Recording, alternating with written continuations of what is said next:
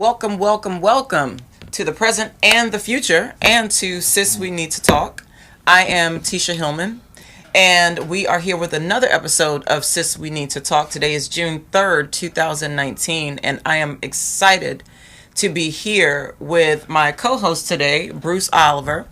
And Bruce and I are going to be talking about love and how to recognize that. And what made me think about this is, if you guys follow the show at all, you know that my primary focus for the show is what it is that we can do as Black women in particular and Black people in general to be better versions of ourselves, not only for ourselves, but also for our loved ones and our communities, so that we can all win, right? And that's always been my objective. And I understand that sometimes what we say we want and what we say our intentions are and what actually manifests, those things can be in conflict and they can look different. And that can sometimes produce tension. And so I really wanted to focus on, how Black people, we say that, we're the original people and, we're kings and queens and pharaohs and all these things.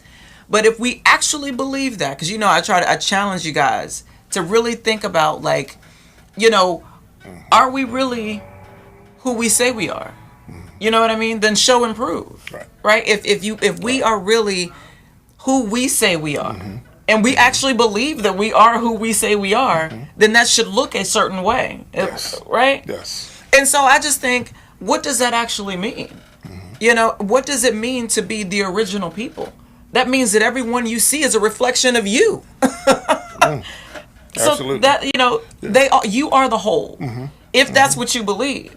Now, if you don't believe that, then that's another conversation, right? But I just think about what we say as Black people, and we say we are everything. We are all that. We are. If you are all that, then be all that, right?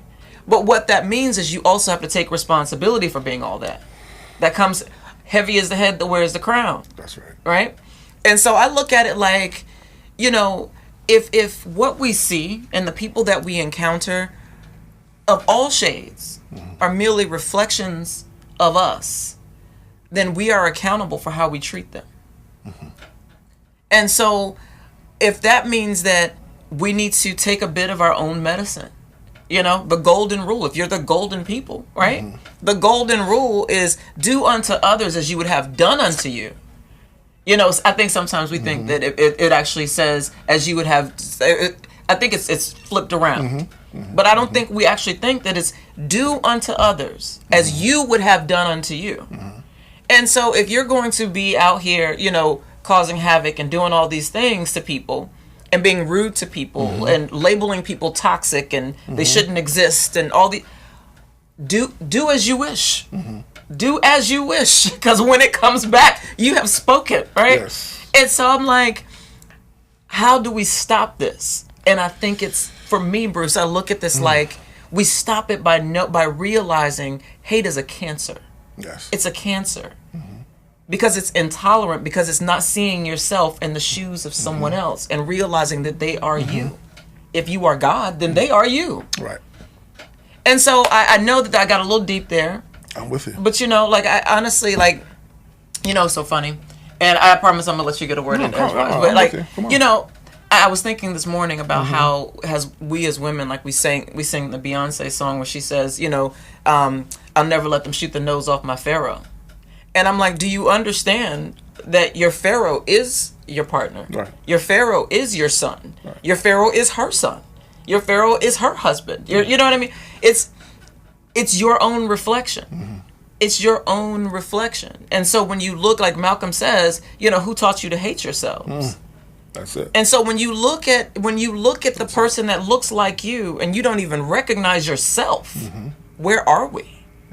Yeah. And so I'm so hoping that this produces a conversation amongst us about who we say we are. You know what I mean? But also understanding the responsibility that actually means. Yeah. So that's my intention for today, Bruce. I'm with you. I think that's very powerful. The question becomes, if I'm hearing you correctly, what's our responsibility? I like to challenge you a little bit in this conversation. Okay.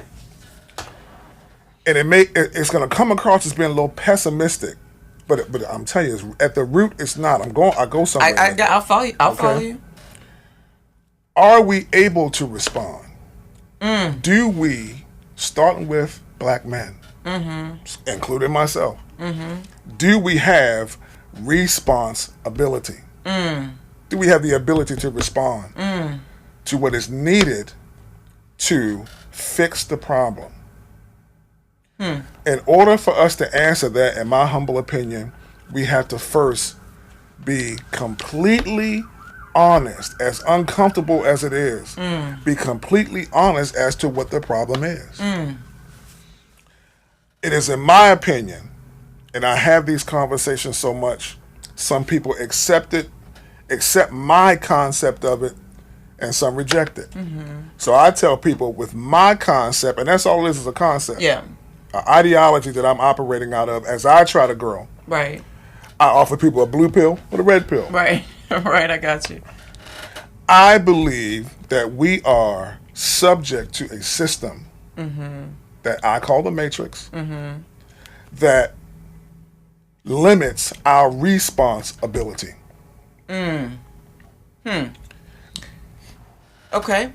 Once we identify what that system is and how it operates, then we can counteract that. And as we counteract that with our behavior, our thoughts, our speech, our actions, then we can begin to redefine what love looks like in the black community, what love looks like in black relationships. And then that is how we will, in my conjecture, overcome the system, overcome this matrix, unplug from it.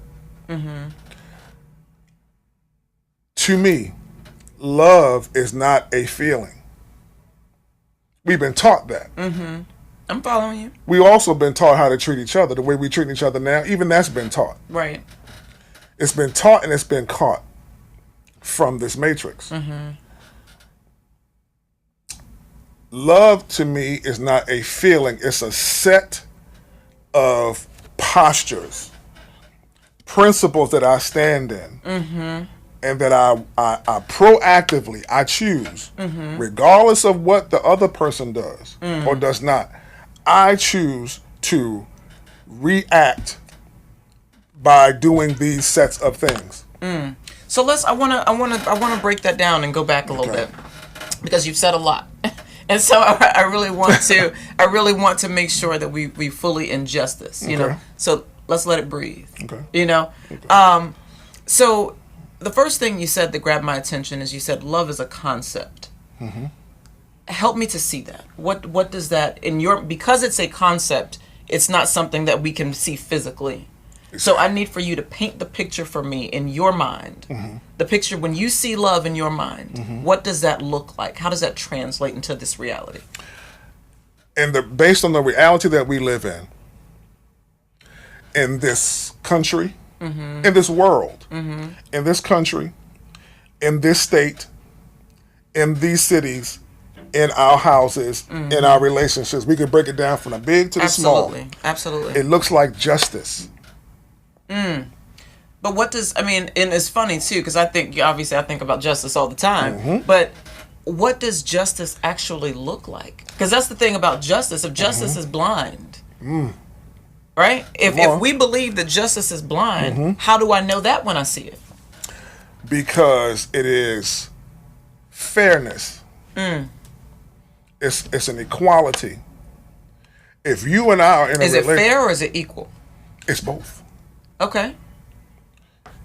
If you and I are in a relationship and I love you, Tisha, I love you, I am not only going to treat you fair, you're going to feel an equal reciprocity of that exchange. You're going to feel a balance between us. You're not going to feel I'm up here, you're down there, or you're up here, I'm down there.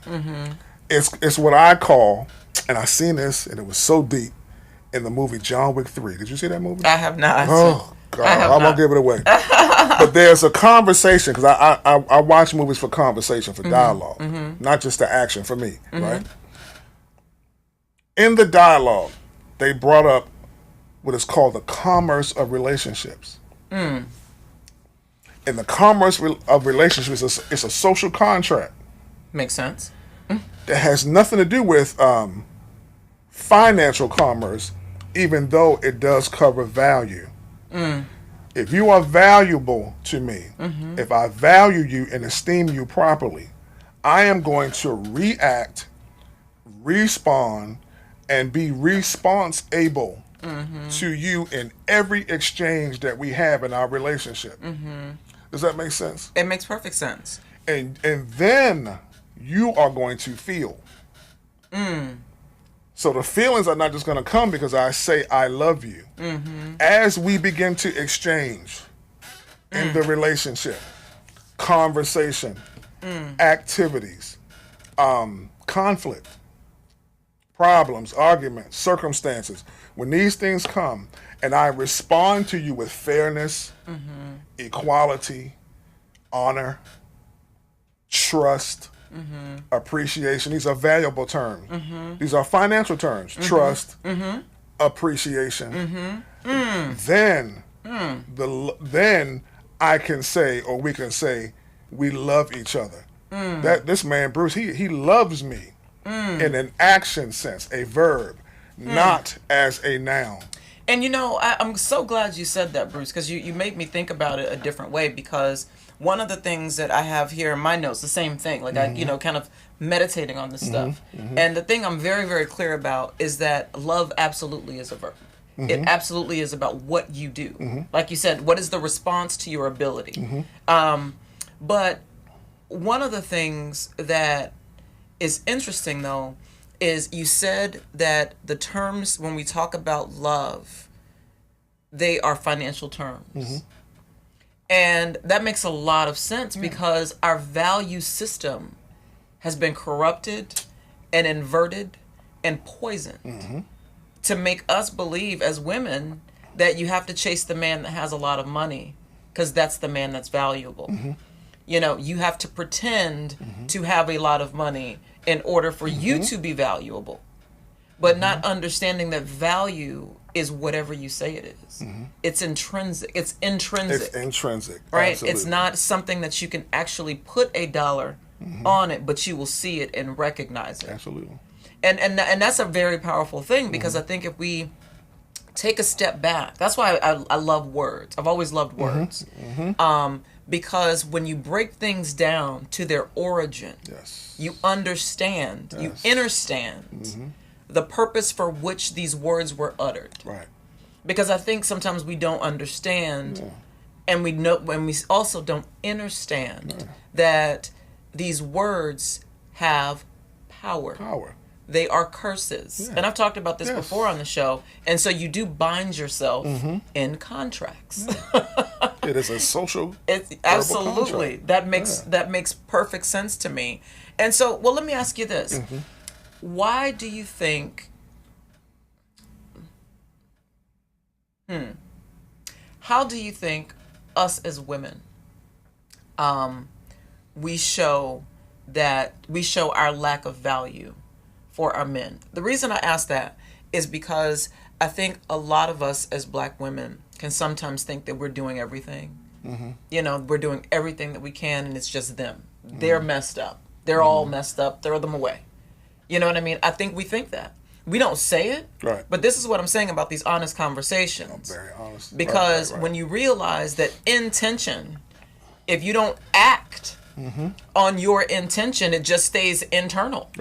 There's never, and it creates inner tension. And we speak to that inner tension, but we don't perform to release the tension.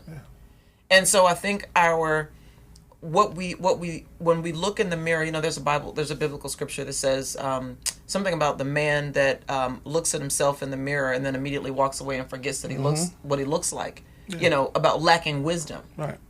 And so I look at all these things and I'm just like, for us as black women, where do you see that comes from? You know what I mean? Our lack of performing on our intentions, even though intentionally we love our men, we protect them, we do everything, we have to take all the burden, we shoulder all the responsibility. That's what we say. But I guess why is that not translating to our men? If it's not, maybe it is. 2 reasons. One, and this is where the pessimistic sounding part comes in, but I say it for a reason. One, because, and this is where I am this week in my meditation. When I talk to you again, it may be a little different. I may have evolved from this. But this is where I'm at this week. I got you. Trust me, I got you. Like, this is where I'm in this hour. Right? You women have been created to automatically respond to manhood. Even biblically in the fallen state, or what they call in Christianity the sin nature, you guys will still respond to manhood, favorably to manhood, before we even get to the issues that we have. I'm saying by nature, you guys will respond. The problem is, you guys have not encountered men. And this is me included. Even with my quote-unquote so-called successes, business-wise, financially, so on and so forth, and at 50 years old, I am realizing a reality as a man. And that reality, sister, is that we are not men. Now, I'm being sarcastic, I'm being a little pessimistic, but I'm doing it for a reason. What you guys are encountering are boys. We are boys that are playing the role as men. I just felt that. Yeah. I felt that. Because again, I have to go back to that matrix. We are in a system that individually does not allow me to be a man. Now I can talk trash, I can fight. I'm in the martial arts, hey, I'm a man. All that stuff we see out there. I'm a man, you ain't gonna and all that that we bring to y'all in the household. But in actuality, no, we're not men. If you are not controlling your community, if you are not domineering or dominating the areas of human activity, education, you sound like Neely Fuller. economics, that's my man. Yeah, you sounded like Neely Fuller over here. I got If we are not dominating that, then we're not men. We get with you guys and we perform as though we are men until it becomes time to be response able.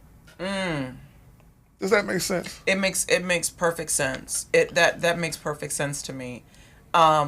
So let me ask you then. That begs the question: if men are not being men and women are encountering boys, what?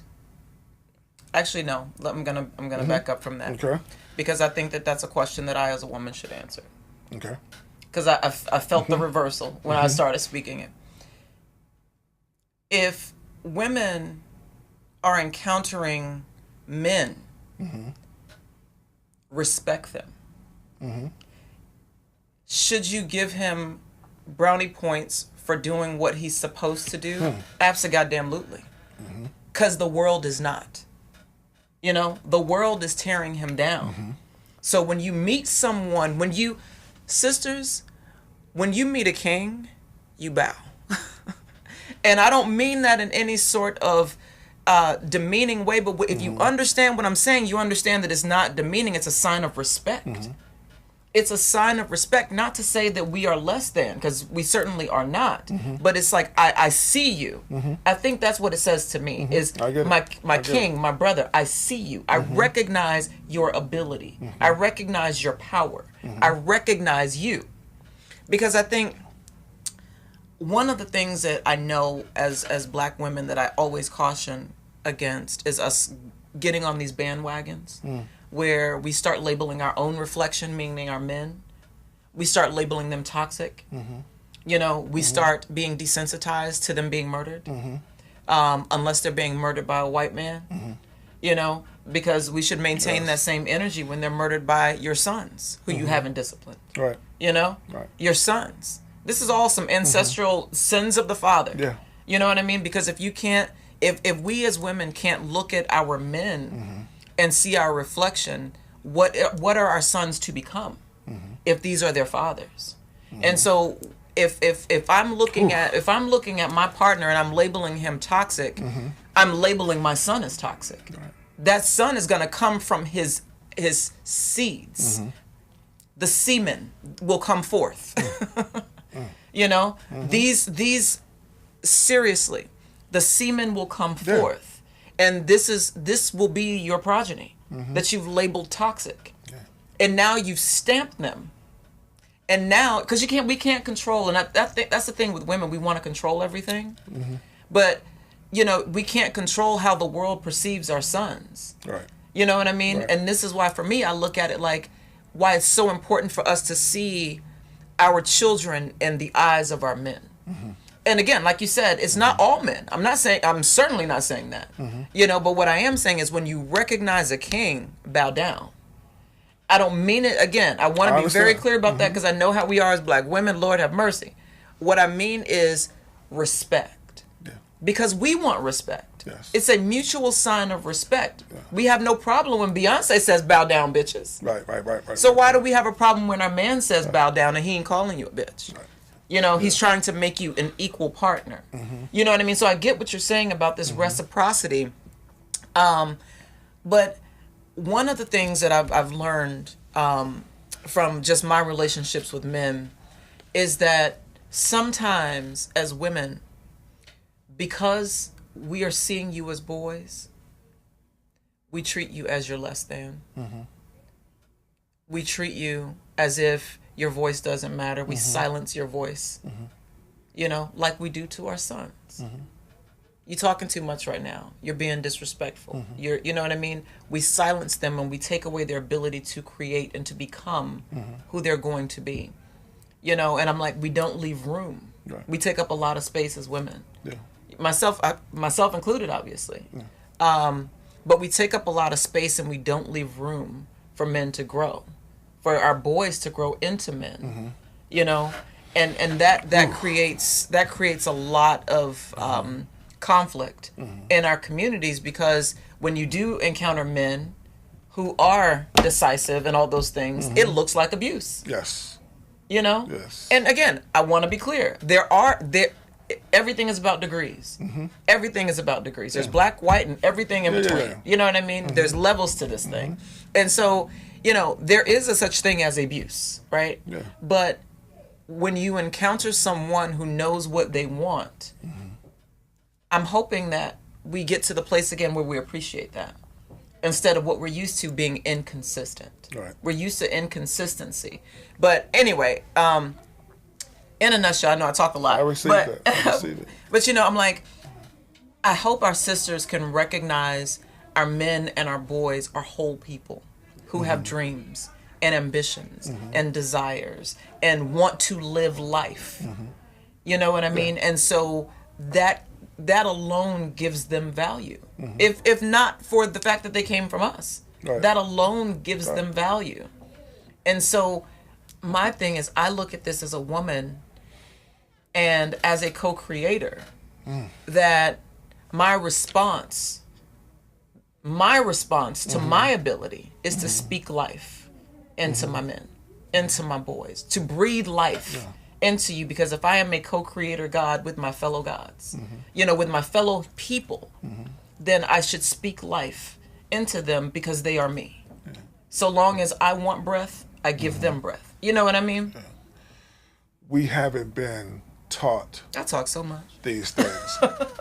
I think it's very powerful. I receive everything you were saying. What jumped out at me just now that I want to lift up is when you said that you guys, that you should speak life.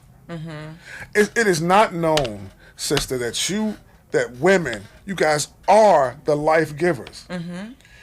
When I say the word matrix a lot, I get it from the movie, but actually, matrix comes from the Bible, Exodus. It is your womb. The matrix is the portal by which the Creator brings life. How priceless is that for his creation to be co-partners with him in bringing the spirit from the other dimension into this realm that we call Earth, into this dimension of the senses. That comes through you guys.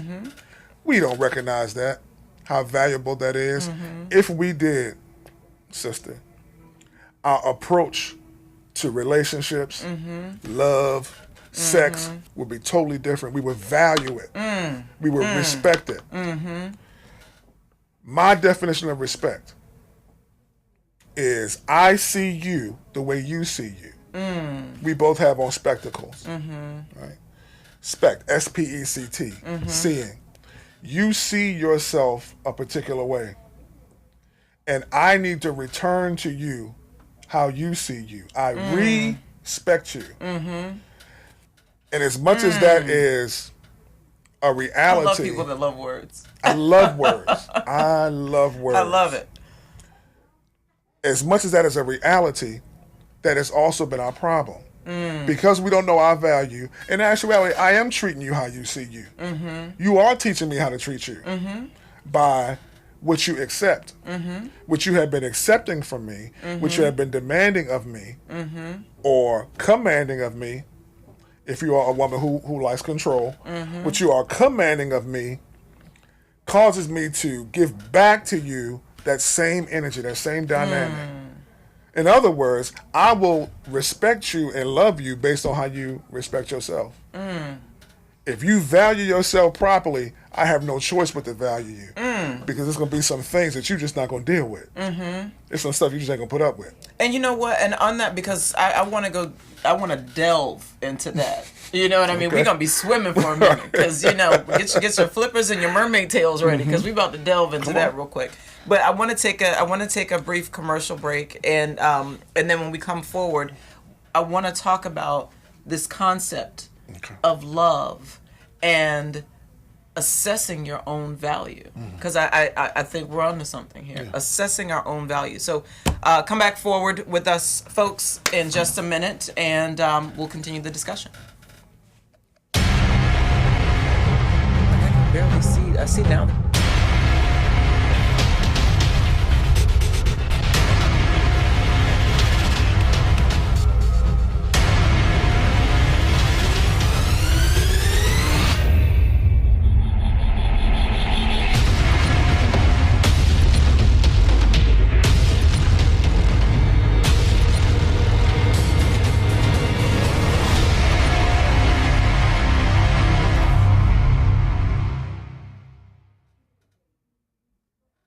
Welcome forward.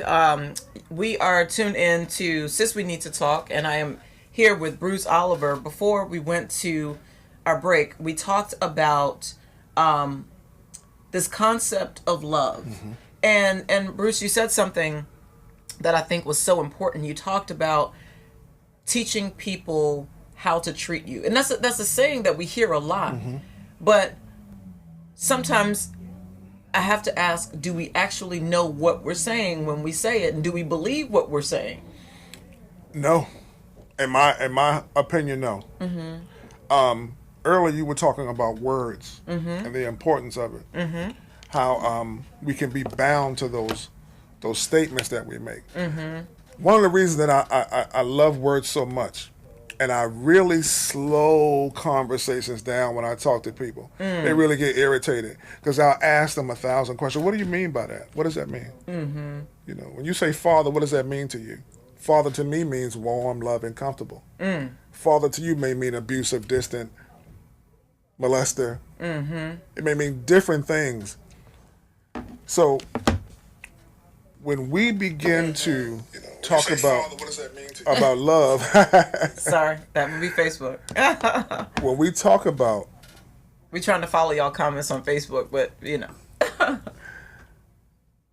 when we talk about love in our relationships and value, you love based on your value system. Whatever your value system is, that is how you love. People think that love is something that flows free from the heart. I don't believe that. I used to believe that. But I listen to R&B all the time. You feel what Don't I'm be hating saying? on R&B. R&B has saved my life. Last night, a DJ saved my life from a broken heart. I used to feel that, but I'm understanding now that love, in my opinion, love is based on what you value, your value system. Our value system has been given to us. Our culture, what we call black culture, oh have mercy, what we call black culture has been given to us. Love and hip hop, that's black culture. The Amigos, that's black culture. That stuff that we are seeing on TV is now black culture. And the reason I said it because, I'm 50, so when I was younger, even the music was different. Yeah. It was, I love you. I'm so sorry I hurt you. Please forgive me, girl. Let me back home. Now, you don't want me, F you. You ain't number a B anyway. Blah, blah, blah, blah. That's the music now. That's the lyrics in the music now. So it lets us know that, quote unquote, our values have changed. Why do you think that is? Why do you think our values have changed, and how can we recapture the value? We have to identify and really have some real uncomfortable conversations amongst us about what it is. It's going to take not just your talk show, all talk shows with people who look like us. It's going to take the churches. It's going to take the pastors, not just to have a singles ministry or a marriage ministry. No, we need to talk black. Black problems. And the number one problem that's facing us, which I call a matrix, is white supremacy, racism, and the psychological effects that it has had on us as a people, and how those psychological effects manifest in our relationships. Number one, we don't value ourselves. We hate ourselves. That's a value statement. Do you value yourself? Do you love yourself? Yeah, I love me. Of course I love me. We hear it all the time, sis. I love me. I love me on the selfish. I love me. Once again, let's look at the evidence. The evidence says that's false. If you're fighting and videoing it, that's not love. You know what I'm saying? If we're not producing families, Right. that's not love. Right. If I have a child by you, and I'm with you, no, I'm sorry. If you have a child by another man, and I'm with you, and I have a child by another woman, who's with another man that has a child by another woman, somewhere we have the ability to be together as man, woman, child, but not our own. We're not keeping our own families together.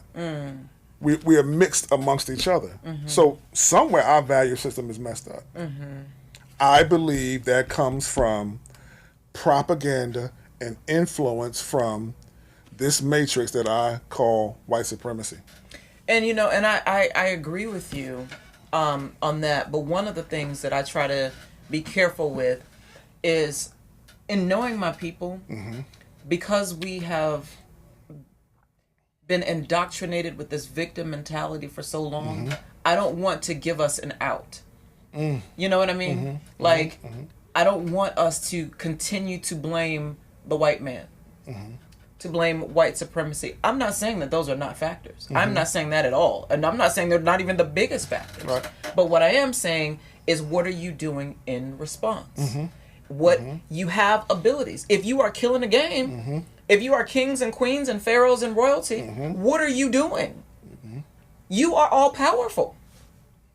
If you are all powerful, then damn it, be all powerful. Then be all powerful. What does that look like? And what does that look like? That means, to me, that first means getting my own stuff under control, minding my own business, minding my business, being in my own mind, getting my own mind together, tending my own garden, internally, externally, and making sure I'm always giving life to myself mentally and outwardly to the universe. So for me, what I like to do is I like to actually garden.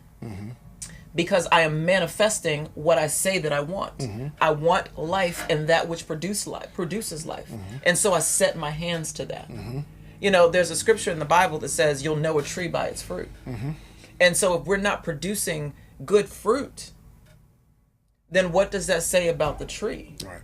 The scripture says that those trees are to be burned, to be, Right. cut down and burned. What purpose do you serve if you're not creating? You are a creator. And so this is why I try to be mindful, and I call to my sisters in particular to be mindful as the givers of life. You know, if we actually believe even what Beyonce says, I give you life. That's all facts. It's all facts. And so if you are even believing what the Queen Bee herself says, if you believe that you are the giver of life, then you should not be speaking death. Right. You know, you should not be speaking death into your men or to anyone, because you are the giver of life.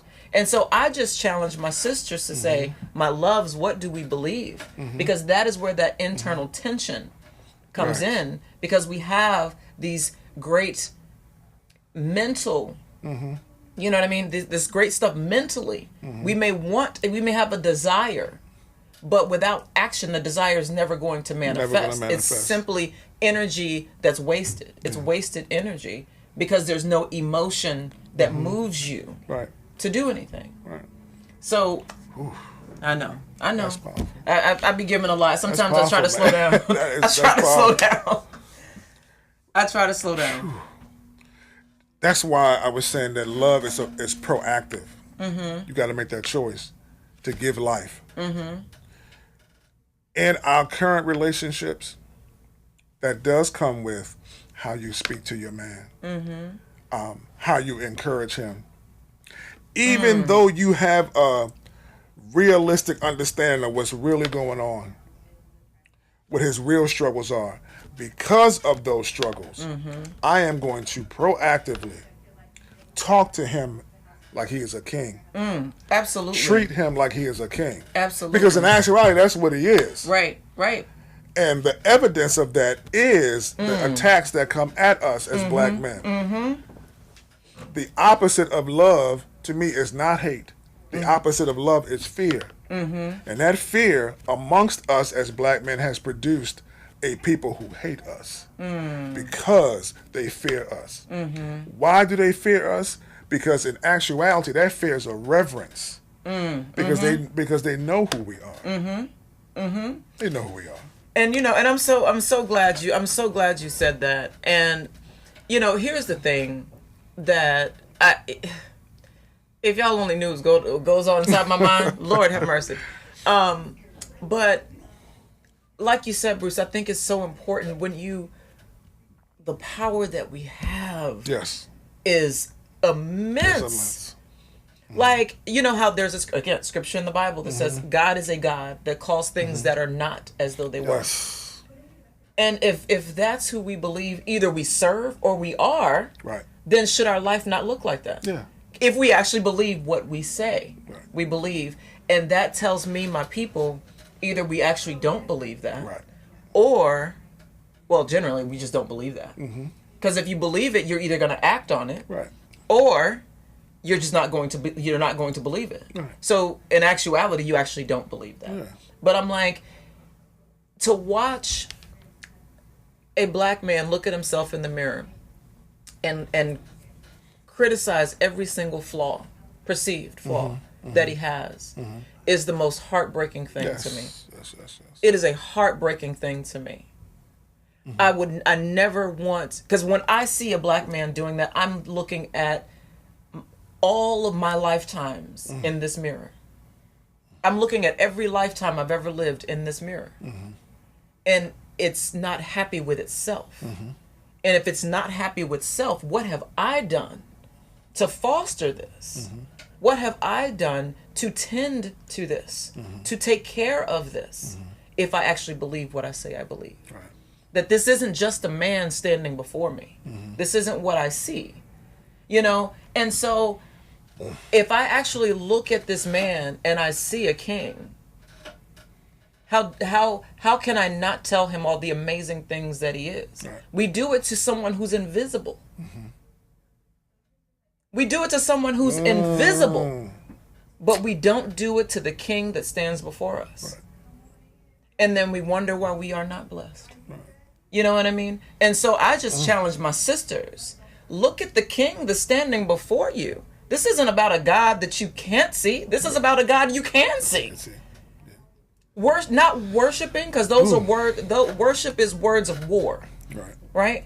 Honoring, respecting, allowing to grow the way that the universe allows us to grow.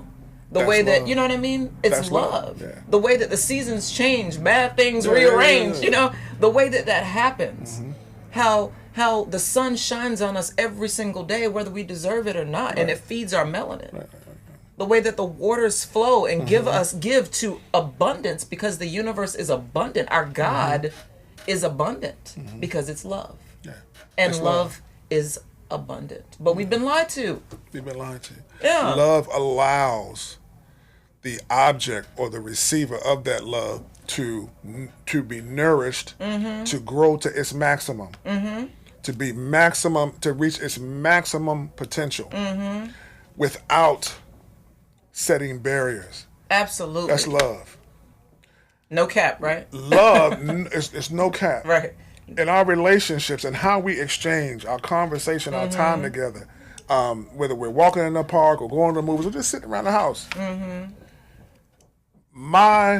If I love you, that means I allow you without barriers to express yourself fully. Just to put it in practical sense, that means when you talk, I listen. If it makes me uncomfortable or not. If it pisses me off, it does not matter. If I love you, I should allow you to fully express yourself completely. And I should show up in a posture in which I'm hearing you. That at the end of that exchange, when we finish talking, you should be able to say to me, I feel heard. I feel appreciated. Or it's even been said to me, I appreciate, there's that value term again. I appreciate that you listen to me. Those are the type of exchanges that will produce the evidence of what love is. If you can't talk to me, if you can't share how you feel with me, if you can't keep it 100 with me and say, look, bro, you know what I'm saying? You ain't making it happen. I love you. You my man. You my king. You are king. You this hotep and all that. But you are not producing A, B, C, and D. I want to help you because I'm your woman. This is the language. I love you. You are my man. I want to do whatever I can to do support you. If you can't have that type of dialogue, if you can't be that vulnerable, then you are not valuing each other because you do not trust. There's that value term again. There's that financial term again. You are not trusting him or yourself enough to be completely open and completely vulnerable. That's not love. See, we have sex over top of that, sis. The real love is when you can be completely open with me, not just sexually, not just opening your legs, but being able to open your soul, the core of who you are, everything you're afraid of. If you think I might walk out the door, if you think I'm going to think you less than, when you're able to do that without being ashamed, knowing that I will embrace it. And in exchange, reciprocity, I will open up and give some vulnerable stuff right back to you. And that's how we flow together. And you know, one of the things that I've talked about before on this show is how it's all elemental. Very. You know, when you take things back to its natural beginning, it really is about our connections to each other, that we really feed each other. We feed off each other's energy. So we're all kind of vampiric in a sort of way, you know? And like, even in the sexual exchange, it's sheer power. It's power when you're connected to the right source. Because whatever the source is, you're going to receive something. That's right. But what are you going to receive? Right. Are you receiving negative, dark, toxic energies? You know, are you receiving something else? You know, and I always tell my sisters, this stuff is real. when you open your legs, you are opening yourself to receive whatever spirits have attached and made contracts with this person. Mm-hmm. You are receiving. You are saying that I will take responsibility for these contracts. I will co-sign these contracts. Yeah. Because you guys are the life giver. Right. Y'all have the matrix. Yeah. Yeah. And the sex part. Mm-hmm. I'm sorry if I cut you off. No, go ahead, please. Go ahead. The sex is the highest form of communication. Absolutely. That is the worship. Yeah. Yep. Right? But that communication, that highest form of communication, should come from the vulnerability. The fact that you can open up to me from the inside. We don't do that, sis. We do it in reverse. Mm-hmm. Yo, you fine. I'm going to give you some of this. Mm-hmm. And that's it. Mm-hmm. But like you said earlier about those inner intentions that never get released, right?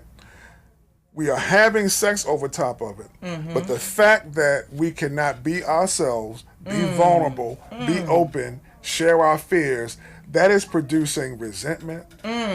Quietly now, because we don't speak it out. We act it out, but it's producing resentment.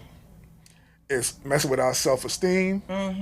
And then spiritually, because of that, because I can't share these things with you, my ego won't let me, I am unknowingly making contracts with things in that spirit realm. Now, I don't know if you want me to go there or not. Well, I don't even know if we have time to go there. Okay. Because that's a whole nother, we're going to have a whole nother conversation about that. Because this gets deep, folks. So in a nutshell, I am not loving you through sex. I am releasing. Yeah. I'm releasing my frustration, my stress, my tension. Yep. When in actuality, what I should be releasing is not just semen, not an orgasm. I should be releasing my value, how I value you. Absolutely. Absolutely. And that's a good point, because women, we don't even realize that we can become a toxic waste dump. Yeah. Absolutely. You know, because if you're dealing with someone who the fruit of what you see in their lives is chaotic and destructive and unfruitful, then where do you think and he can't release it into society, because society doesn't allow black male anger black male. That's right. They don't allow black men to emote at all. Yeah. And so where do you think all of those, all that stored energy that they cannot release into this open, it goes into the void. It goes into the void. Yeah. Into that black hole. Yes. Literally. It goes into the black hole. Yes. And you suck all that energy in, and you become whatever it is that you can transmute. Yeah. You know, and so we got to really think about this thing, because that's why I always go back to, do I believe what I say I believe, and what is my intention? And making sure that we're not lying to ourselves and being intellectually dishonest because we're simply afraid, like you said. Yeah. We're afraid to have conversations because we don't think we'll be received, or we don't think we'll be heard. And I mentioned this before on the show, is I think a lot of us get stuck in the place that was traumatic for us. And what I mean when I say that is a lot of us as young kids were either physically abused, mentally abused, or sexually abused. Yes.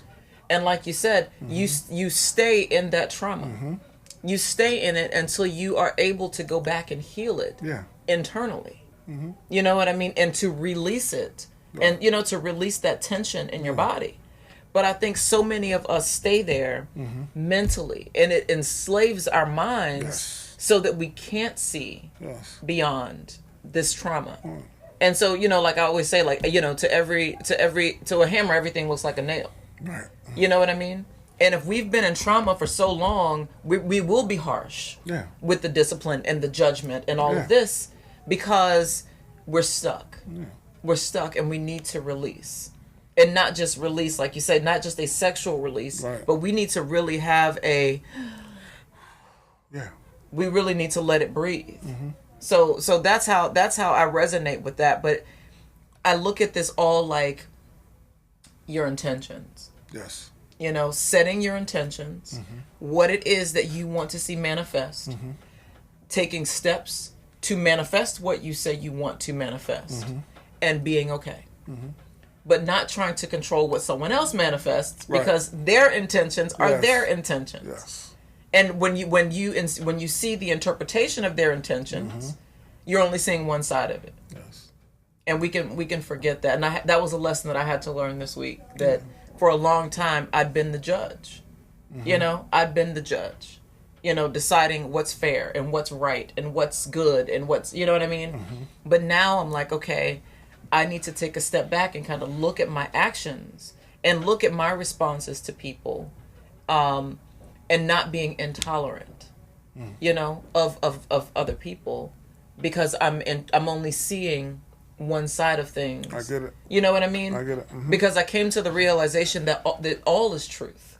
Right. All is truth. Right. It's just a matter of degrees and perceptions, which are those degrees. Yeah. Because we are all tiny pieces of God. Yeah. You know? So it's all truth. And that requires patience to do that. Yeah. We have to slow our will down when we deal with people. We got to slow our will down. Will is intent. Yeah. You got to slow it down to be able to hear them, receive exactly what they're saying without our judgment, being able to stand in a neutral space to just totally receive, and proactively put value, a high price tag on what their position is, as opposed to our position. And that challenging, is challenging, because that requires the destruction of ego. Yes. And that's tough, because we believe that we are our ego. Yes. We can, the Matrix has convinced us that we are the ego. And, meaning the manifestation, as opposed to the spirit behind the manifestation. Right. You know what I mean? And so this is why intention is so important, as I see it. Yeah. Is because you will always manifest if your intentions are right, and if you actually take steps, because they're in harmony. Yes. So if your intentions and your steps are not in harmony, you will get chaos. Yeah. And the thing I know about love is that even if I believe love from a biblical standpoint, it talks about, like you said, love is patient. Yeah. Love is patient. And for me, that can be a challenge, because I know that, by nature, I am impatient. I want what I want when I want it. I want it how I want it. And I know my sisters can relate to me, because women, we like options. And I've said this before, women, we want it all. We want it all. I get it. And so it takes patience and discipline of self to say, I can go off in my head now on 15 different tangents, as we like to do. I know I do. Because I follow the little bouncing ball sometimes in my own head and go down this rabbit hole. As opposed to, you're saying something. Let me listen to what it is that you're saying. Especially if I actually believe this person is a God. Why would I not want to listen to what you are saying if what you are saying speaks truth into my body, to where it vibrates and I literally feel what you're saying, like good music or fine wine. You know what I mean? I feel there's something in the spirit of it that I feel. It causes a stirring. You know what I'm saying? Absolutely. That's how I think about love. Yeah. And that's how it's recognized. Yeah. And that's what I meant from the top. When I said, from the top of our conversation, when I said love is justice, that fairness, that equality. So the same thing you are feeling, I am supposed to feel in our exchange. Absolutely. Constantly. Yeah. Constant. It's going to have its challenges, but it should be a flow. A proactive understanding, like, look, this is what we are producing. We are producing fairness, reciprocity, honor. Right. I got you. Constantly. Right. Even in our conflicts. My response to the conflict is not one of my prejudgment or my aggression or me just dismissing it. Me loving you means I'm going to honor. What is honor? I like words. What is honor? Honor is the celebration of difference. Not only do I recognize, when you go into a courtroom, when the judge comes in, they say, all rise. We call the judge your honor. We recognize their difference from everybody else. And we celebrate. We recognize their power. Their power. Yeah. and we celebrate it. How do we celebrate? Not by dancing. No, we celebrate it by how we are responding. We all rise. We do something to esteem their thing that makes them distinct from everybody else. Yeah. When they talk, we quiet. We honor their position, their power. And that is how it should be in our relationships. And that is beautiful. Yeah. That is, I want to, because we got to end on that, but that was absolutely beautiful because that makes perfect sense to me. Is that if we can look at each other and understand that we are in fact different. Yeah. We are. It doesn't mean better. It just means different. It just means different. And I honor the fact that you are different. I give more deference to your word. Yes. Because I understand the power that you bring forth. I understand that when you say things, magic happens. Yeah. When you say things, we create. Because we are creators and we are co-creators. And so if we can speak this thing into existence, and if we can move and according to our intentions, we can do anything that we say we can do. Anything. And that is the magic for me. Yeah. That's the magic and the connection between our relationships as black men and black women. And why I personally believe that anyone who tells me that my man is toxic is not is my enemy. I get it. If I'm going to use those kinds of words, anyone who says to me the man who looks like you is toxic and is a cancer and should be cut off, you cannot be my family or my friend. I get it. You cannot be there's only one place for you, is on the other side. On the other side. That's it. Yeah. Because no, that you are speaking something that is simply untrue. Right. And all is truth. Right? And so I thank you. And that is love. That's love. That is love. And so hopefully we can continue this conversation. I wanted to use, and I will use, the hashtag love is. Because I think that as black people, it's time for us to redefine what love is. Because we talk a lot about what love isn't. It's not pain, it's not abuse, it's not this. But what is it? What is it? Right. What is it? And then being love. What does it do? Right. Yeah. What does love do? What does it look like when it manifests? And actually being the manifestation of love. And so tune in next week, family. Same bat time, same bat channel on Sis We Need to Talk, WBGR Network, WBGR Entertainment. Later today, you can certainly take a look at this video on YouTube. I appreciate you guys liking, subscribing, sharing, and everything that you do to support this channel. Hopefully, we can spread information, knowledge, power, so that we can be better tomorrow than we were today. Ashe.